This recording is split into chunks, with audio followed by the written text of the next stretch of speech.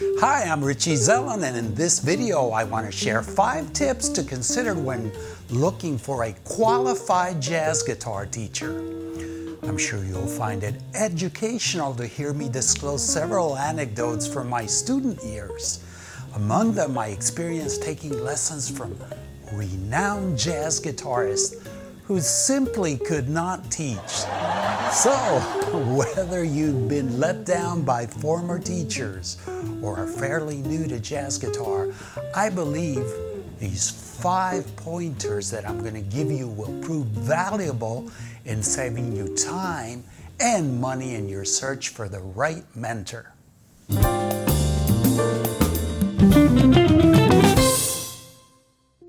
Welcome back to the Jazz Guitar Channel. And if this is your first time and you want to learn everything you can about jazz guitar, please consider subscribing and be sure to click the bell icon so you won't miss anything.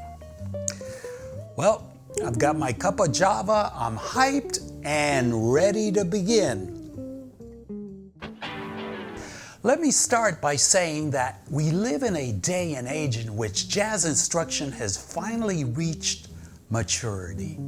It used to be that only those with a great ear and an exceptional sense of rhythm and creativity were able to learn jazz improvisation.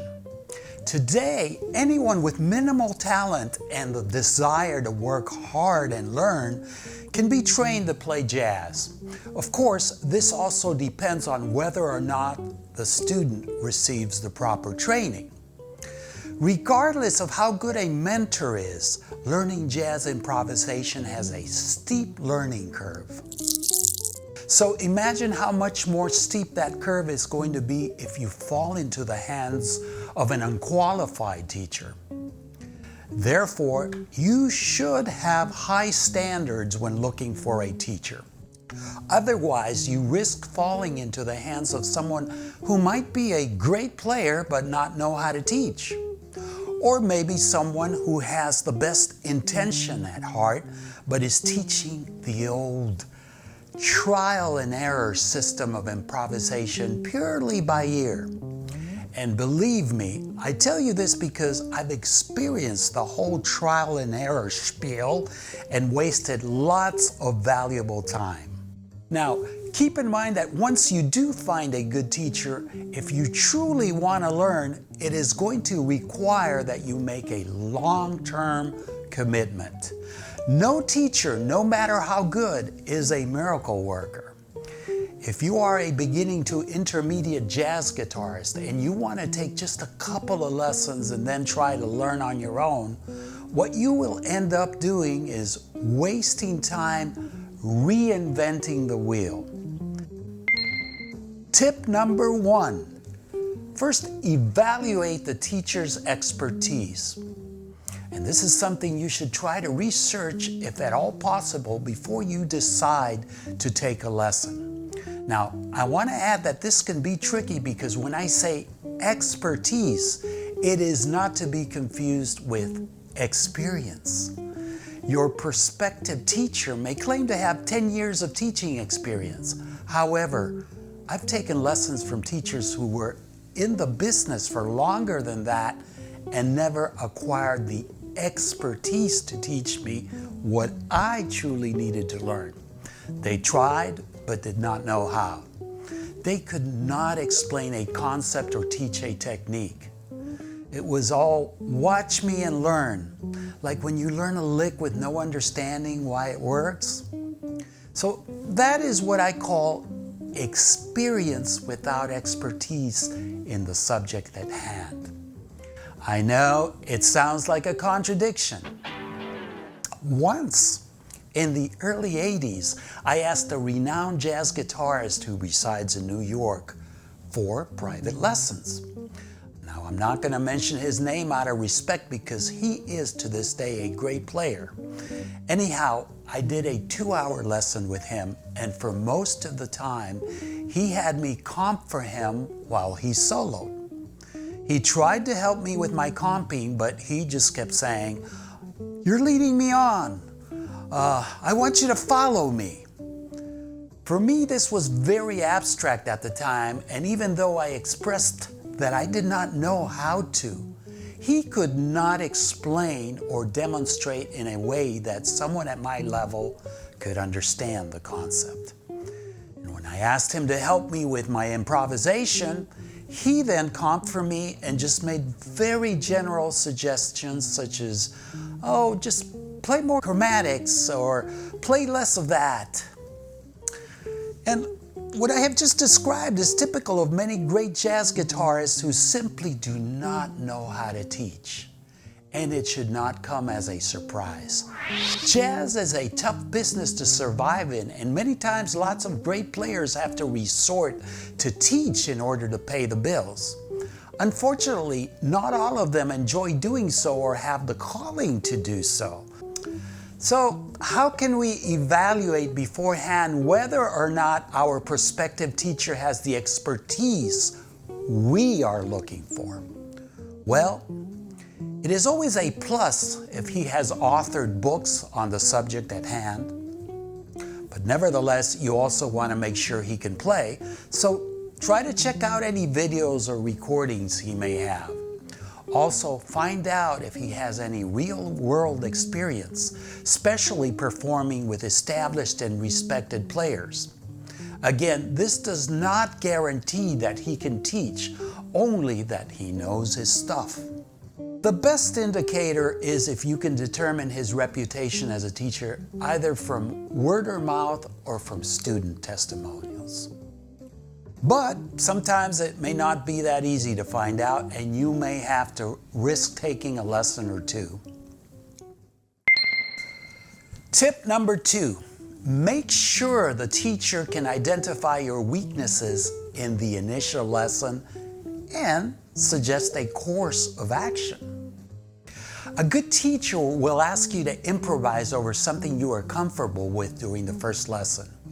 If he truly has expertise as a teacher, he'll most likely acknowledge any strengths in your playing, but most important of all, he'll point out your weaknesses. And this is necessary because most beginning to intermediate jazz guitar students don't always know what they are lacking or what course of action they need to take to get better.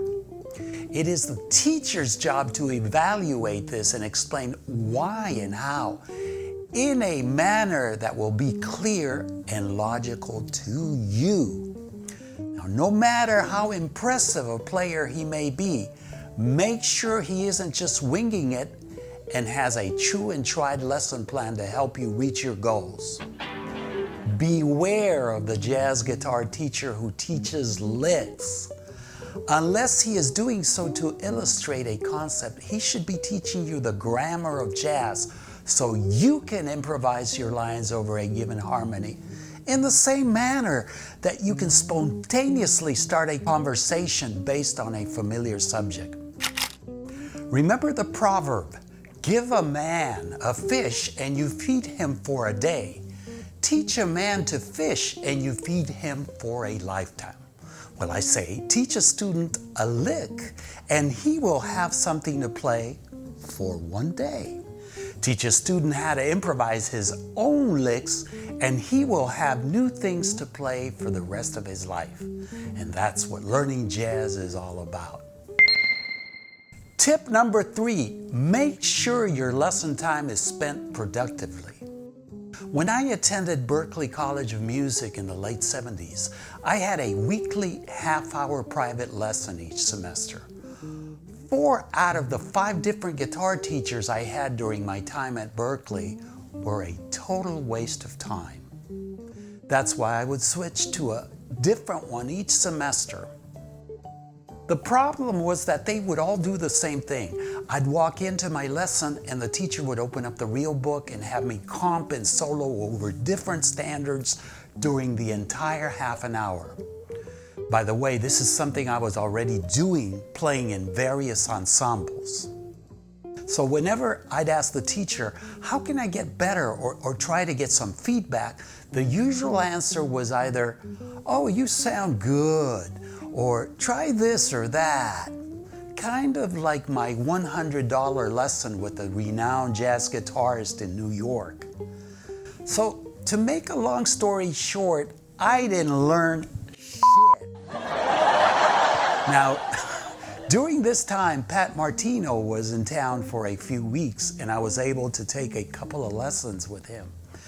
Pat was the first great player and teacher I studied with. During the total 2 hours of private instruction I received from him, he probably only played for 10 minutes. The rest of the time he spent writing out exercises and laying out an outline of exactly what and how to practice chord voicings and scales in a way that I would get the foundation I was lacking on the fretboard. He talked and explained a lot of the concepts that I needed to learn in a way that was clear and logical. And I have to say, I learned more in those 2 hours about the guitar than I did in all my guitar lessons at Berklee. But in all fairness to Berklee, I hear things have changed with the guitar teachers since I was there. So in a nutshell, what I'm trying to say here is, with this third tip, is that make sure the teacher is focusing the time on your learning needs. In the case of online lessons, this may happen a lot more naturally because it is harder for teacher and student to play together. But in a physical one-on-one lesson, unless you are specifically learning how to comp, the teacher's playing should not be the focus of the lesson. There should definitely be structure. And I know some of you out there hate structure. Well, I personally believe that a good lesson is like a well-balanced meal. So maybe you go over the previous assignment, you work on technique, on some harmony, on your improvisation, on repertoire, ear training, or whatever the combination of areas your playing requires. Just don't get stuck endlessly in one area at the expense of the others.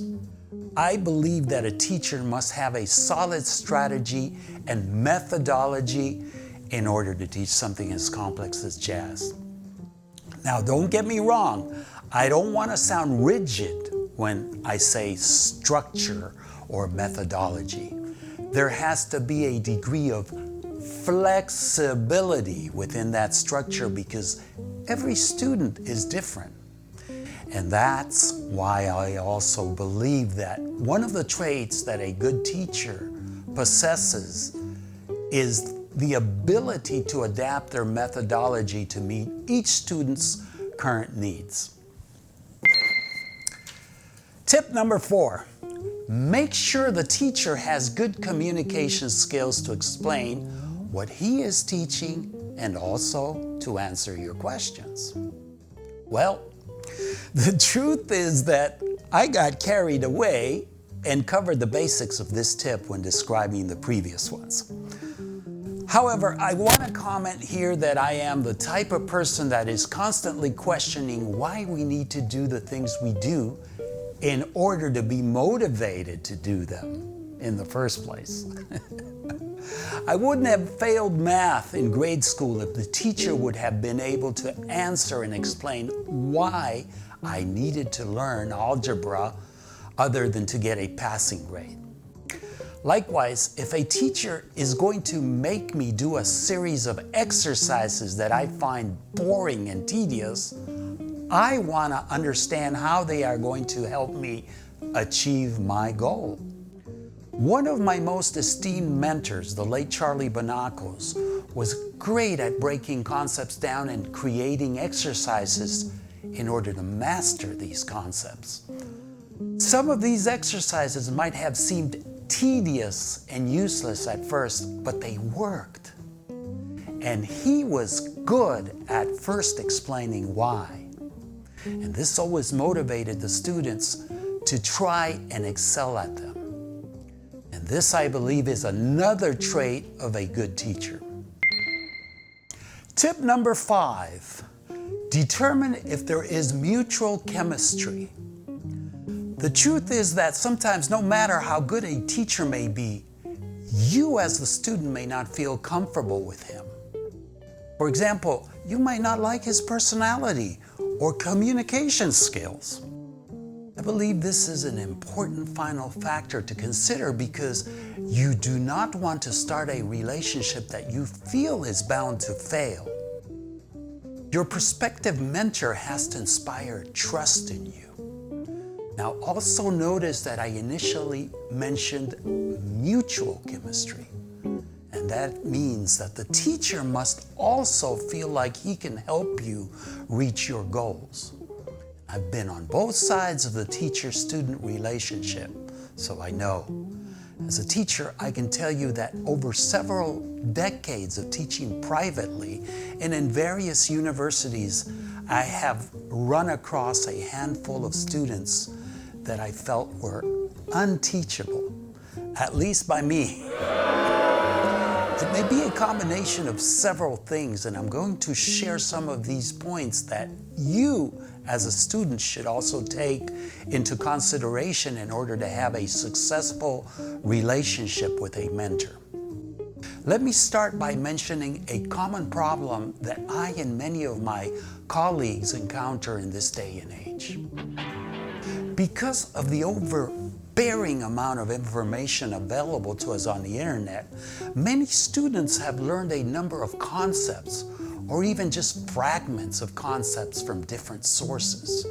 And many times the sources may not be the most reliable, or the student may have learned it wrong. The bottom line is that it may be in conflict with how it fits into the big picture of what your new mentor needs to teach you in order to take you to the next level. But unfortunately, sometimes new students are not willing to undo bad habits or even acknowledge them after the mentor points them out. Another obstacle for the mentor is when the student argues that so-and-so who is famous does it differently, so his way must be better. Well, keep in mind that it might have taken so-and-so twice as long to get there, or unlike you maybe, he simply might be a natural at it. Also, remember that fame and performance success don't necessarily go hand in hand with the ability to teach. So the bottom line is that you have to trust in your mentor's track record and his method if you want to progress under his tutelage. So that pretty much covers it. I would love to hear your comments on the subject and any experiences you'd like to share. Now, if you want to criticize, I do believe in constructive criticism and I welcome it. But please don't bother posting destructive, rude criticism because it will be instantly deleted. Hope you've enjoyed this lesson, and if you haven't subscribed yet, please do so and be sure to click on the bell icon so you won't miss anything. Have fun and see you in the next video.